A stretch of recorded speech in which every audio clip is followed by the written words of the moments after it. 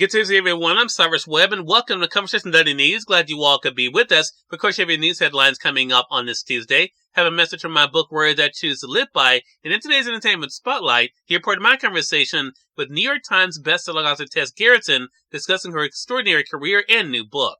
Enjoy today's broadcast. For Conversation Daily News, I'm Cyrus Webb with your Tuesday headlines. In international news, Israeli strikes in central Gaza killed at least 35 as Netanyahu says war will continue for months. Israeli strikes in central Gaza killed at least 35 people, hospital officials said, as fighting raged across the tiny enclave a day after Israel's prime minister said the war will continue for many more months, resisting international calls for a ceasefire. The military said Israeli forces were operating in Gaza's second largest city, and residents reported strikes in the central region, the latest focus of the nearly 3-month air and ground war that has raised fears of a regional catastrophe. U.S. military said its forces shot and killed several Iran-backed Houthi rebels when they tried to attack a cargo ship in the Red Sea, an escalation in the maritime conflict linked to the war.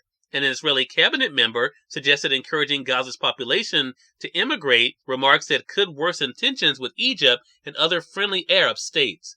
Israel said it wants to destroy Hamas governing and military capabilities in Gaza from where it launched its October 7th attack on southern Israel. Just after midnight on New Year's Day, Hamas militants fired a barrage of rockets, setting off air raid sirens in southern and central Israel. No injuries were reported by the Associated Press. Displaced Palestinians found little to celebrate on New Year's Eve in a makeshift camp in a mostly undeveloped area of southern Gaza's Mediterranean coast, designated by Israel as a safe zone. Israel's unprecedented air and ground offensive has killed more than 21,800 Palestinians and wounded more than 56,000 others, according to the health ministry in Hamas-ruled Gaza, which has not distinguished between civilian and combatant deaths.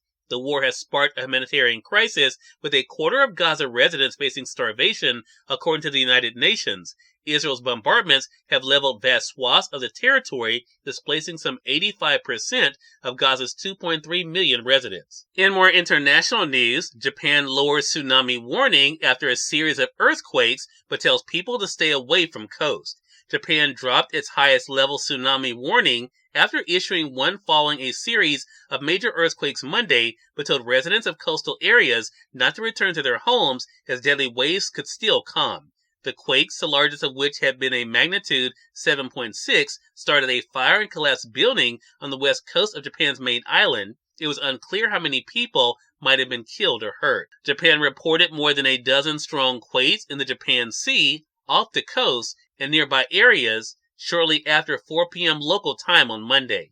At least 6 homes were damaged by the quakes, with people trapped inside, government spokesperson said. A fire broke out in one city, and electricity was out for more than 30,000 households. In more international news, Russia launches record number of drones in Ukraine, and Putin says Moscow will intensify its attacks. Russia launched a record 90 drones across Ukraine during the early hours of the new year, and Russian President Putin said his country would intensify its attacks on its neighbor. Speaking during a New Year's Day visit to a military hospital, Putin said Ukraine could expect more such strikes after shelling of the Russian border city that killed more than 24 people and wounded more than 100 others. They want to intimidate us and create uncertainty within our country. We will intensify strikes. Not a single crime against our civilian population will go unpunished, the Russian leader said, describing the barrage as a terrorist act.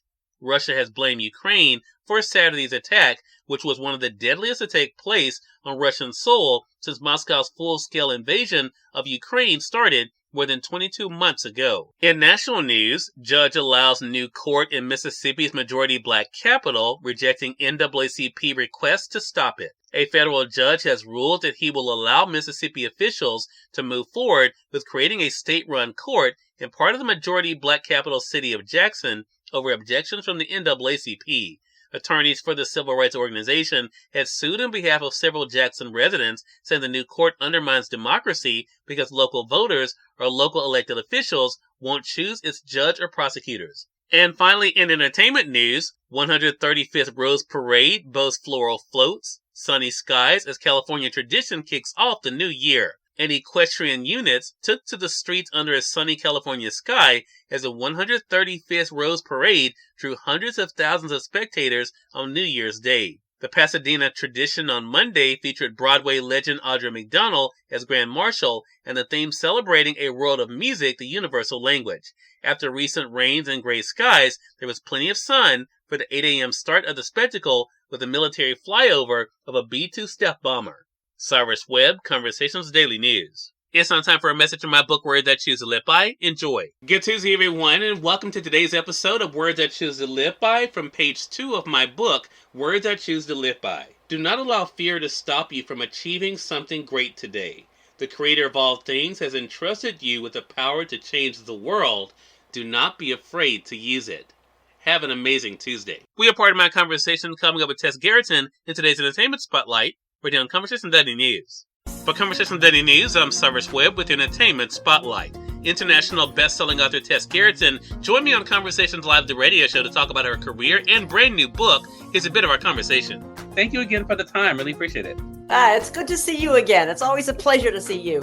Thank you so much. I have to say, Tess, you have been so gracious with our Conversations family on the radio show here in Mississippi, as well as our Amazon Live over the years. So I definitely want to say a personal thank you for your support. But you have fans literally around the world, Tess, and they know you, as we were talking about, for different books. What has it been like for you this year to kind of sit with that, the response you've gotten from around the world to your writing? Well, I write because I love it. I write because it's a pleasure to write and tell these stories.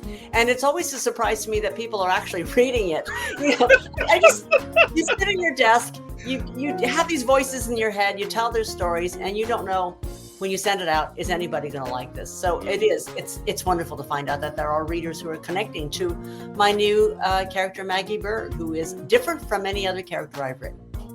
She really is. And to go to what you just said, though, Tess, it's an interesting connection. I literally just thought about as you were saying that.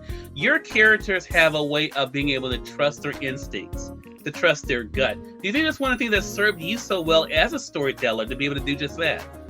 I think writing is a really instinctive thing. I'm not going by any rules. I don't write. I don't do a synopsis. I don't do an outline. I just get started. And I follow my character's instincts. And I think my natural instinct is I go for conflict. I'm always looking for the conflict on the page. And I don't mean big conflict like gun battles. I mean things that are not quite right. I love the micro tension of just being a little off balance. So I try to put my characters through that, and that's the instinct that I've always had, and I think it keeps the pace going. Cyrus Webb, Conversations Daily News.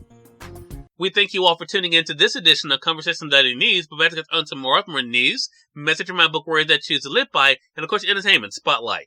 Until then, I'm your host Cyrus Webb saying, as always, enjoy your day, enjoy your life, enjoy your world. Thank you all for choosing Conversations Daily News today. Let us go make today amazing. Take care.